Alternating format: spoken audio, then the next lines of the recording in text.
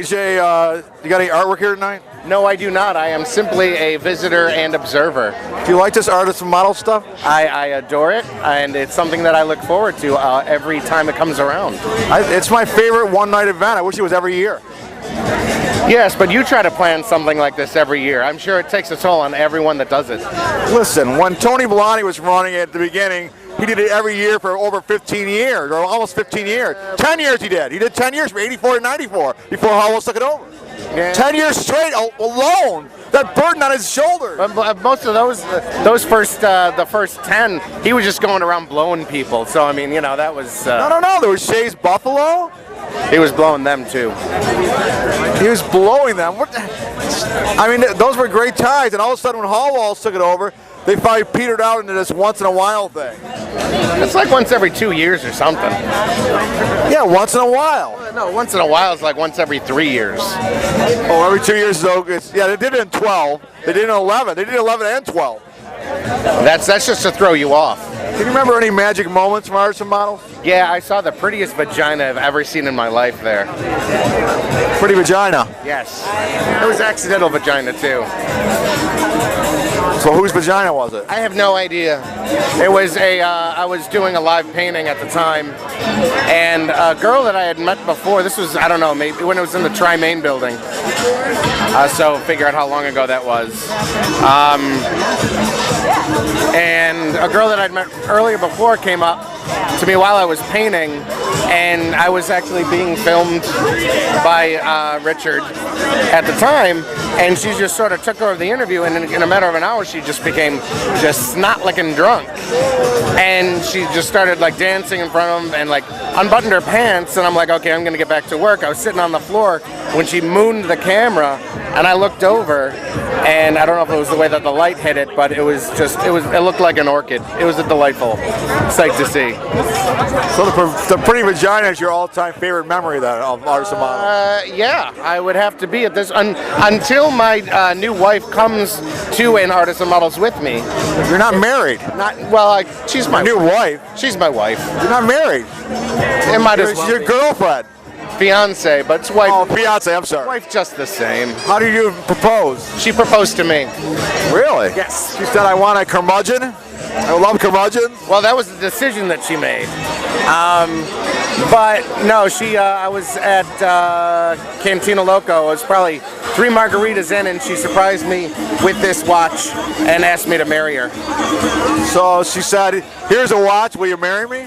A watch? Yeah. Did she get down on her knees to give you a watch?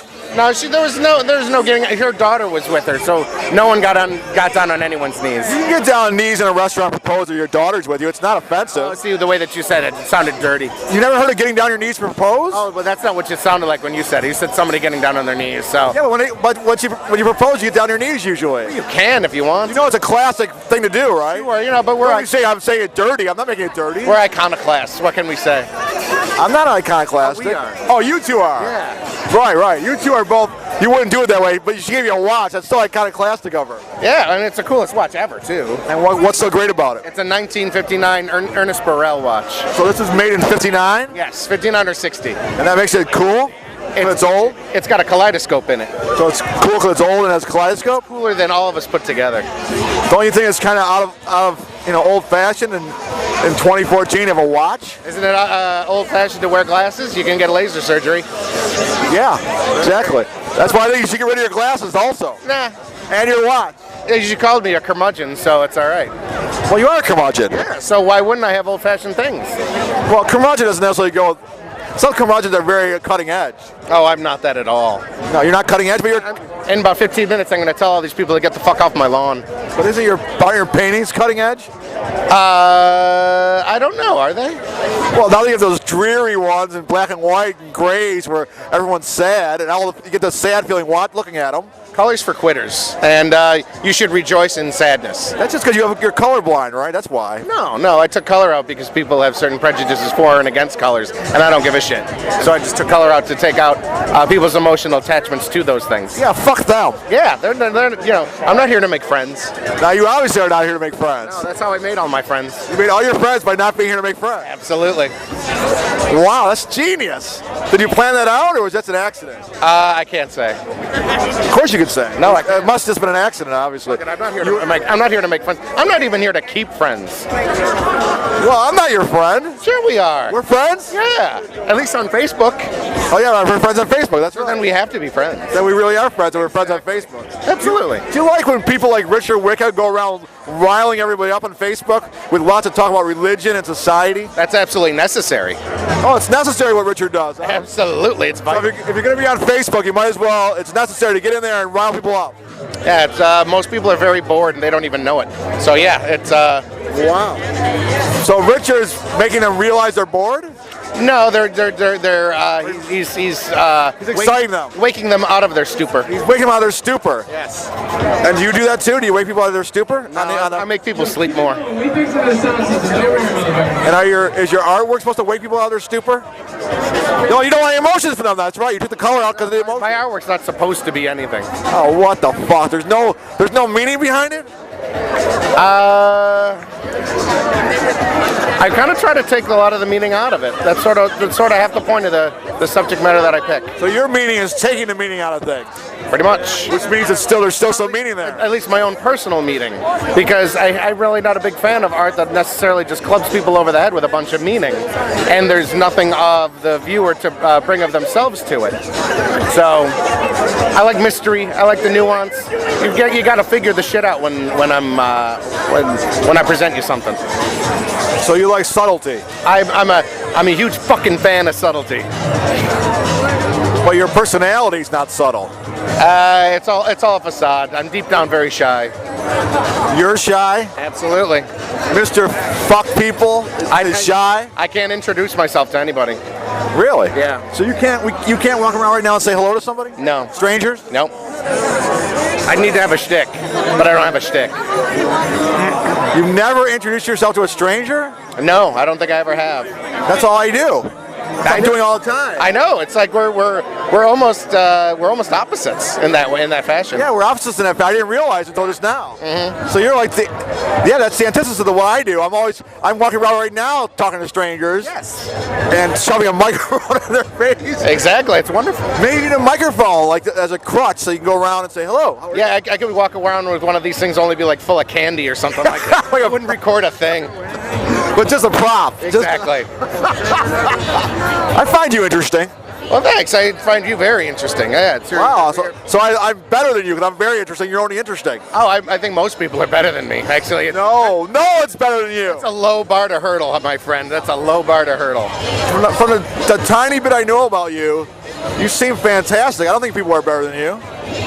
Well, thank you very much. You got a lot of charisma, great artist, and you're a curmudgeon. You throw it all together, and Big three. Hey, and I finally found somebody that wants to marry me. So I mean, And what's her name? Karen? that's Karen. Yes, Karen seems nice. she's wonderful. Two times I met her. She seems real nice. She's delightful. Now, why would Ms. Delightful, who I met her twice, seemed very delightful, why would she want to marry the curmudgeon? Is it opposites attract? That's a question that I ask myself every morning. Did she tell you why? What'd she say? Oh, I won't get into like her reasons for it, but I think it's actually those are questions that I shouldn't ask. I should just like revel in the wonder of it of it all. I mean, do you think you were going to end up with like a negative, angsty woman? Because now you got Ms. Delightful. I was assuming I was gonna die alone.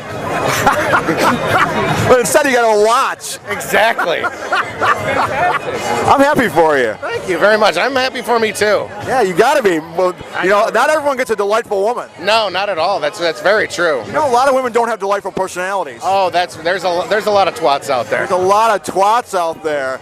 And you mean while Karen's giving off that delightful vibe? It's very contagious. My friends like her more than they like me. It's really wonderful. Wow.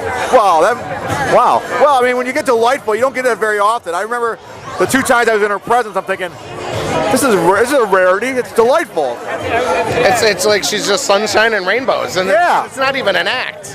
And does that help you at all with all your negativity? Does that make you more positive? Oh, sure, but I got to keep the negativity. But you have to keep the negativity. Why? Would you rather just be positive all the time? No, that'd be boring. Positivity's boring? Yeah. Negativity's exciting? I mean, constant positivity is very boring. What if it's just fun positivity? That wouldn't be boring. It'd be super fun. But then if it's that all the time, you have nothing to judge it by. Well, you can judge it by your past curmudgeon negativity you've already had for decades. But I mean, the positivity is like a drug. You get the same thing. You get numb to it. How would you know you haven't done it 100% of the time and given into it? How would you know if you're going to get numb? Maybe just be super happy, not numb. Well, I'd also like to know what it'd be like to have $1 billion or something like that too. See if I'd get like all snooty and whatever. Jaded and whatnot. I'll try that one out first. If you got a lot of money, would you stop making art? No, I would probably make more. Oh, because you can afford to make more because it's really expensive to make art. Yeah, exactly. Like you said in Buffalo Spring. Absolutely. Those fucking idiots who say that art is too expensive are a bunch of fucking idiots. That's a direct quote from Buffalo Spring. I think they might have edited some of the profanity out. But that's basically what you said, though. It is a family magazine. Well, you basically said that. What I basically said, it's the greatest job in the world if you don't mind living in a constant state of financial terror. That was a good quote, too. And are you still in the financial terror state? I will never not be. Maybe my works could be selling for lots of money per, and I will still always I always feel that the last painting I sell is the last painting I will ever sell. You know, it's like the last painting I sold will be the last painting I will ever sell. I think if, let's say, you were very successful, very famous, and you were selling things for lots of money, what would happen was you'd be putting all this money back into making more, so you'll still be in financial trouble. Pretty much. Yeah, no matter what. It's like heroin. Financial terror. Yeah, it's like that. It's like My that. heroin can be good, though. It's like that old PSA for cocaine. It's like, I can work longer so I can make more, so I can do more cocaine. So I can work longer so I can make more, so I can do more cocaine. It's pretty much the same thing. I wouldn't know about that. Come on, he's like walking around a little cocaine vial. Remember those PSAs? I just said no. Remember it, damn it. Come on. Okay, thanks for being on. Hey, that's what I'm here for. Anytime. Thank you, AJ. You're a joy to talk to. I find you a joy to talk to also. Well, then that's why you should always find This is our best conversation so far, I think. Again, I just try not to be boring. You're never boring. You've never been boring, but this is the best conversation. Boring is I'm glad we're recording it. Boring is the worst insult you can give to anybody. It really is. And there's a lot like this guy. He's boring, and you know. No, there's nothing boring about him. Are you boring, Ken? Sometimes. Sometimes he is. See? But then sometimes not. Yeah, but sometimes he is. All right, thanks, AJ. Thanks.